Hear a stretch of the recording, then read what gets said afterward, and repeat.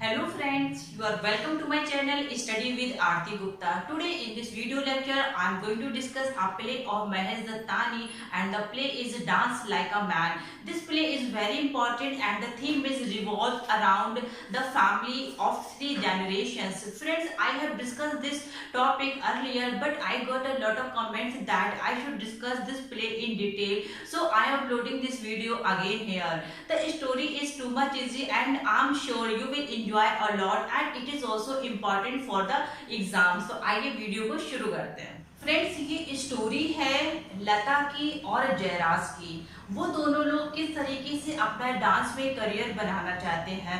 Exactly ये जो play है इसमें 2 एक्ट्स हैं। तो अब हम लोग देखते हैं कि फर्स्ट एक्ट की स्टार्टिंग कैसे होती है। फ्रेंड्स, फर्स्ट एक्ट में लता से मिलने यहाँ पे आया है विश्वास, जो कि उसका फ्यूचर हस्बैंड भी है और उसका फियांसे भी है। फ्रेंड्स, लता यहाँ पे जयराज और रत्ना की बेटी होती है लता, और लता से मिलने यहाँ पे विश्वास आया है। विश्वास क्यों आया है? क्योंकि इसके पेरेंट्स ने बुलाया था विश्वास को मिलने के लिए। लेकिन जब यहाँ पे फर्स्ट एक्ट में देखते हैं कि जब यहाँ पे विश्वास मिलने आता है तो उसको लता तो मिलती है लेकिन उसको यहाँ पे रत्ना और जयराज नहीं मिलते हैं, क्योंकि इस टाइम पे एक म्यूजिशियन का एक्सीडेंट हो गया था और उसकी आर्म बहुत बुरी तरीके से हर्ट हो गई थी। तो रत्ना और जयराज उसको देखने हॉस्पिटल गए हुए थे। अब जब यहाँ पे विश्वास आता है तो उसको ऐसा लग रहा था कि जो रत्ना और जयराज है मीन्स लता के पेरेंट्स बहुत ही ईगरली मेरा वेट कर रहे होंगे, लेकिन जब वो यहाँ पे आता है तो उसको ऐसा कुछ भी नहीं दिखता। तो लता उसको बताती है कि मेरे जो पेरेंट्स हैं वो अदर लोगों के पेरेंट्स से डिफरेंट है, तुम वैसा कुछ भी मत समझो। अब यहाँ पे लता किचन में चली जाती है और विश्वास अकेले घर पे होता है।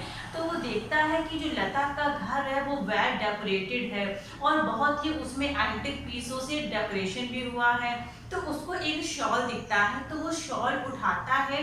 वो शॉल एक बहुत ही एंटिक पीस में से एक था और उसको यूज करता है और उसकी बहुत ही ज्यादा तारीफ करता है। एग्जैक्टली वो जो शॉल था वो यहाँ पे अमृतलाल, जो कि यहाँ पे जयराज के फादर होते हैं और रत्ना के फादर इन लॉ होते हैं, उनको इसको मैसूर के महाराजा ने गिफ्ट किया था ये उनके लिए एक बहुत ही इम्पोर्टेंट और कॉस्टली चीज थी अमृतलाल के लिए, और वो उसको बहुत ही ज्यादा संभाल कर भी रखते थे।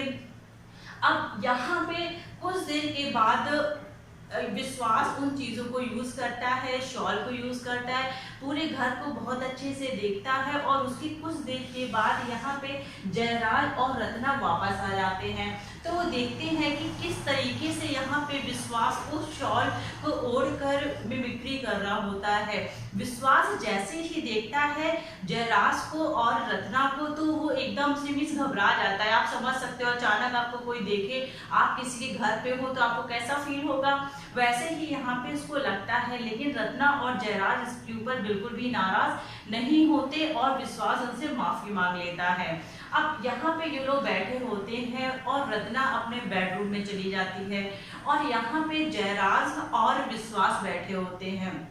उतने में ही थोड़ी देर में रत्ना की एंट्री होती है और रत्ना इस टाइम पे बहुत ही ज़्यादा परेशान होती है। परेशान होने की वजह ये थी कि 10 डेज के बाद इसकी डॉटर लता का एक फंक्शन होने वाला था, डांस परफॉर्मेंस होने वाला था, जिसमें कि इंडिया के प्रेसिडेंट भी आने वाले थे और बहुत ही बड़ी बड़ी हस्तियाँ आने वाली थी। लेकिन जो मृदंग म्यूजिशियन था, जो मृदंग बजाता था, मृदंग प्लेयर था, उसका अचानक बहुत ही ज़्यादा तबीयत खराब हो गई थी तो वो यहाँ पे नहीं आ सकता था। तो इस वजह से इसकी माँ रत्ना, लता की माँ रत्ना बहुत ही ज्यादा परेशान होती है और अपने हस्बैंड से बोलती है कि हम लोग को क्या करना चाहिए क्या नहीं करना चाहिए, और बहुत ही ज्यादा शाउट करती है। तो यहाँ पे इसका हस्बैंड जयराज, रत्ना का हस्बैंड जयराज ये सजेशन देता है कि हम लोग ऐसा करते हैं कि तुम जाओ और चंद्रकला से मिलो जाके। चंद्रकला यहाँ पे बहुत ही राइवल होती है किसकी, रत्ना की। रत्ना उससे नहीं कहना चाहती थी लेकिन वो कहते हैं ना, जरूरत पड़ने पर क्या करना था, गधे को भी घोड़ा बनाना पड़ता है।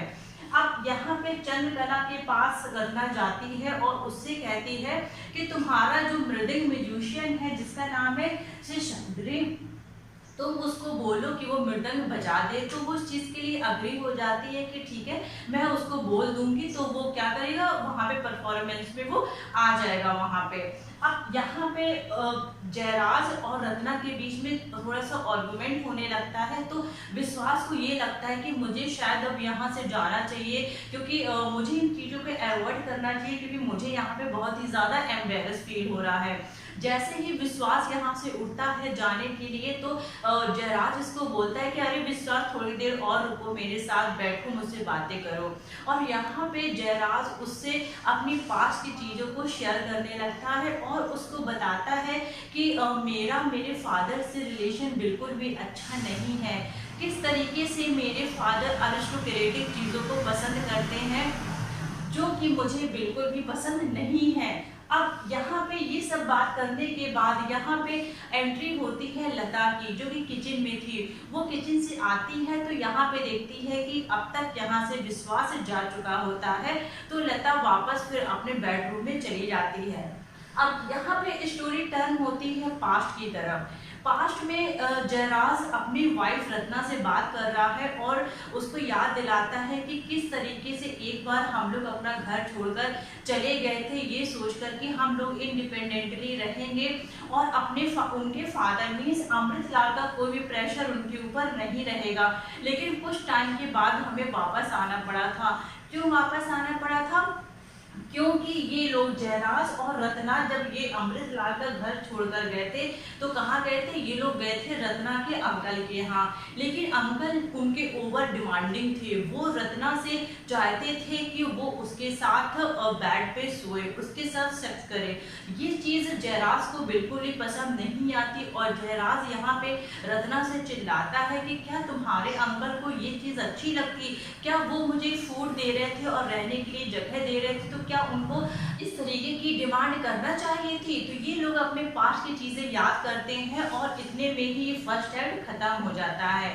अब फ्रेंड्स सेकंड एक्ट में हम लोग ये देखते हैं कि जयराज के पास्ट की हिस्ट्री के बारे में, कि जयराज की पास्ट की हिस्ट्री क्या थी। एक्चुअली फ्रेंड जयराज और रत्ना डांसर बनना चाहते थे, क्योंकि यहाँ पे जो जयराज था वो एक गुजराती था और यहाँ पे रत्ना को भी डांस करना बहुत ही ज़्यादा पसंद था। एग्जैक्टली रत्ना ने शादी ही जयराज से इसलिए की थी क्योंकि जयराज खुद भी एक डांसर था और इसको डांस करने के लिए मना नहीं करेगा। लेकिन जो अमृतलाल थे यहाँ पे जयराज के फादर, उनको बिल्कुल भी पसंद नहीं था कि जयराज डांस के फील्ड में अपना करियर बनाए। उनको ऐसा लगता था कि अगर मैन के वर्ल्ड में एक वुमेन प्रोग्रेस कर रही है तो ये अच्छी चीज़ है, लेकिन एक वुमेन के वर्ल्ड में अगर कोई मैन प्रोग्रेस कर रहा है इसका मतलब उसकी कंडीशन बहुत ही ज़्यादा पैथेटिक है। और यहाँ पे अमृतलाल पूरी कोशिश करते हैं कि अपने बेटे को जयराज को इस करियर से बाहर निकालें, तो वो एक कॉन्स्पिरेसी करते हैं रत्ना के साथ मिलकर और रत्ना से ये बोलते हैं कि तुम्हें अगर डांस करना है तो तुम डांस के करियर में अपना डिवोशन दे सकती हो, लेकिन मेरे बेटे को तुम इस करियर से बाहर निकालो, क्योंकि मैं ये चाहता हूँ कि सोसाइटी में लोग उसको जैसे मुझे जानते हैं उसको उस तरीके से एक्सेप्ट करें। मैं नहीं चाहता कि वो लड़कियों की तरह बाल बड़े करके घूमे, क्योंकि इनके जो गुरुजी आते थे घर पे डांस सिखाने, उनके जो हाव भाव थे वो भी बिल्कुल लड़कियों के जैसे ही थे और इनके फादर अमृतलाल को ये चीज़ बिल्कुल भी पसंद नहीं थी कि उनका बेटा भी इस तरीके से काम करे कि उसमें सारे ऐसे एटीट्यूड देखे जैसे कि वो फीमेल हो। यहाँ पे रत्ना उनकी बातों में आ जाती है और यहाँ पे वो अमृतलाल से हाथ मिला लेती है कि ठीक है मैं ऐसा करूँगी। अब रत्ना हर बात में क्या करती कि जयराज को टोकती, उसकी कोई भी चीज़ वो कहता तो कहती नहीं ये अच्छा नहीं है ये अच्छा है, और उसको हमेशा नीचा दिखाने की कोशिश करती।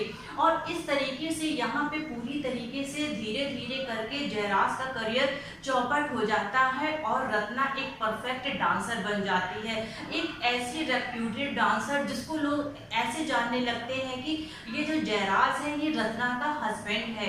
इसके बाद से जयराज बहुत ही डिप्रेस होने लगता है।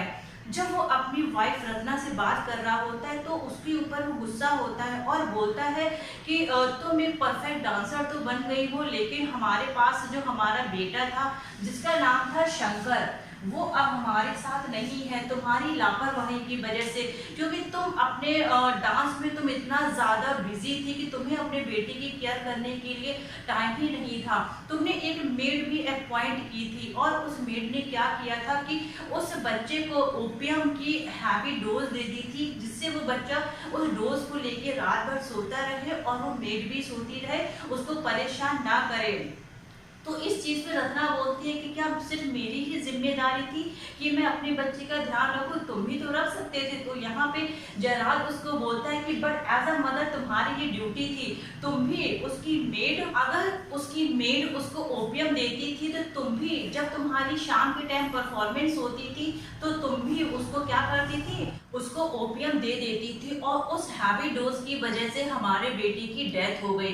तो यहाँ पे रत्ना उससे गुस्सा होने लगती है और अचानक से वहां पे अब ये स्टोरी टर्न हो जाती है प्रेजेंट की तरफ। टेलीफोन की रिंग बजती है तो रत्ना टेलीफोन रिसीव करती है और देखती है कि वो कल्चरल मिनिस्टर की कॉल थी, वो जिन्होंने लता का परफॉर्मेंस देखा था एक दिन पहले और ये परफॉर्मेंस का बहुत ही अच्छा हुआ था और इसको बहुत ही ज़्यादा तारीफ मिल रही थी और इसको अपॉइंटमेंट मिला था कि इंटरनेशनल प्रोग्राम होने वाला है डांस का कनाडा में और वहाँ पे लता को इनवाइट किया जाता है। तो यहाँ पे जयराज और रत्ना इस चीज़ को बहुत ही ज़्यादा सुन के खुश हो जाते हैं।